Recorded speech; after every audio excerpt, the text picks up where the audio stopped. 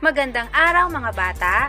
Ang ating asignatura sa araw na ito ay edukasyon sa pagpapakatao. Halina at samahan akong talakayin ng tungkol sa kawilihan at positibong saloobin. Ako po ang Teacher Lani. Ang edukasyon ay isang mahalagang sandata sa pagkamit ng mga mithiin sa buhay. Ito rin ay daan tungo sa isang matagumpay na hinaharap ng bansa. Bilang mag-aaral, nararapat na pag-ibayuhin ang pag-aaral at ipakita ang kawilihan at positibong saloobin sa pag-aaral sa pamamagitan ng pakikinig, talakayan, pakikiisa sa mga gawaing pampaaralan, kusang pagpasok sa paaralan at pagbabahagi ng nalalaman sa iba. Ano nga ba ang kahalagahan ng edukasyon para sa katuparang pangarap sa buhay? Paano mo maipapakita ang iyong kawilihan at positibong saloobin sa pag-aaral? Pakikinig, pakikilahok sa pangkatang gawain, pakikipagtalakayan, pagtatanong, paggawa ng proyekto gamit ang anumang technology tools, paggawa ng takdang aralin, at pagtuturo sa iba. Ang kawilihan at positibong saloobin ay hindi nararamdaman. Ito ay kusang natatamo kung ang misyon sa sarili ay matuto na may kasamang positibong pananaw sa buhay. Sa buhay ng isang mag-aaral, ang mga nasabing katangian ay maaaring maipapakita sa iba't ibang paraan.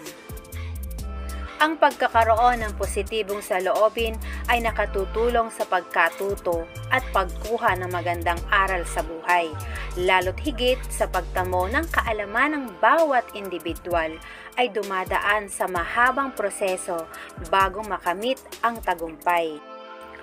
Ang pakikiisa at pagiging positibo sa gawain ay isang magandang kaugaliang nararapat pahalagahan at panatilihin ng bawat isa. Maipakikita ito sa pamamagitan ng pagsali sa mga organisasyon at mga programa o proyekto ng paaralan para sa kapakanan ng mga mag-aaral.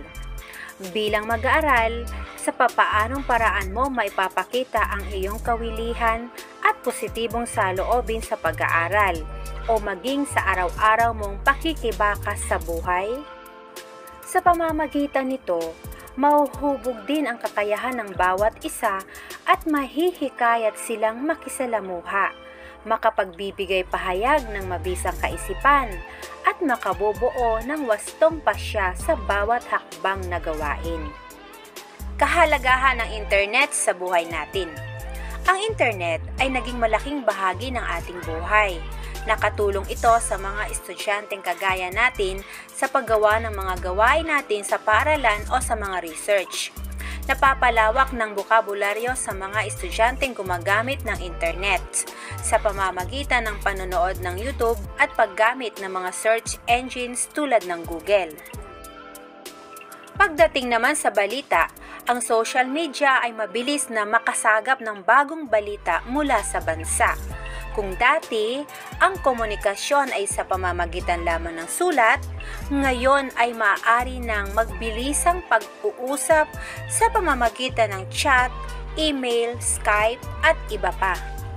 Kumpara noon na pumupunta pa tayo sa mga pampublikong aklatan para lamang makakuha ng mga impormasyon, ngayon, dahil sa makabagong teknolohiya, napapadali ng internet ang pananaliksik natin ng mga bagong impormasyon para sa pag-aaral. May mga tao naman na may masamang intensyon sa paggamit ng internet. Nakatutulong din ito sa mga estudyanteng katulad mo na makipag-ugnayan sa ibang tao. Ang YouTube ay nagagamit nating instrument sa panonood ng mga balita, napapanahong issue at educational videos na maaaring makatulong sa atin na maging mulat sa pangyayari sa kasalukuyang lipunan. Higit sa lahat, nakatulong din ang makabagong teknolohiya sa pag-unlad natin at sa pagiging malikhain natin, ay napagaan at napadali ang takbo ng buhay ng mga tao. Ayon kay Francis Bacon, knowledge is power. Ang kaalaman ay kapangyarihan. Ano nga ba ang ibig sabihin ng salitang kaalaman? Paano nagkakaroon ng ganito ang isang batang tulad mo?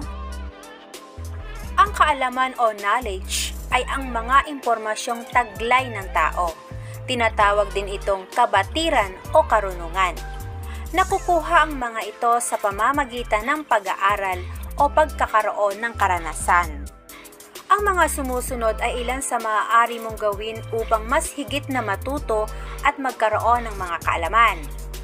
Maglaan ng tiyak at sapat na oras sa pag-aaral. Magkaroon ng kawilihang magbasa at gawin ang mga gawain. Maging matiyaga sa mga aralin kahit na nahihirapan. Gumamit ng iba't ibang sources o pinagmulan ng mga impormasyon maliban sa module. Magtanong sa ibang mapagkakatiwalaan at pababahagi.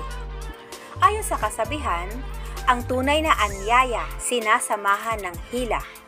Kaya ang pagiging aktibo sa pakikilahok sa mga gawain sa paaralan, paggawa ng takdang aralin sa tamang oras, pag-aaral ng mga aralin, at paggamit ng mga makabagong teknolohiya ng may kabuluhan sa pag-aaral ay magiging gabay upang maabot ang mithiin sa buhay. Basahin at unawain. Isulat ang tama kung ang nakasaad ay pagpapakita ng kawilihan at positibong saloobin sa pag-aaral. Isulat naman ang mali kung hindi. Gawin ito sa iyong kwaderno. Unang bilang. Nakipagtalakayan si Aiza sa kamag-aral na si Emily gamit ang cellphone. Pinag-usapan nila ang tungkol sa mga aralin. Ikalawa, hindi sinunod ni Ruben ang payo ng nanay at guro na ipagpatuloy ang pag-aaral. Tuluyan na siyang huminto. Ikatlo, itinuturo o binabahagi ni Marvin sa nakababatang kapatid na si Anchi ang natutuhan niya. Ikaapat, gustong-gusto ni Amara na maglaro ng teacher-teacheran. Pangarap niyang maging guro upang maturuan ang ibang bata. Ikalima, nagmamaktol o di kaya'y umiiyak si B-Boy tuwing sinasabihan ng tatay na magsimula na mag-aral gamit ang mga module. Naipamamalas mo ba ang tamang saloobin sa pag-aaral?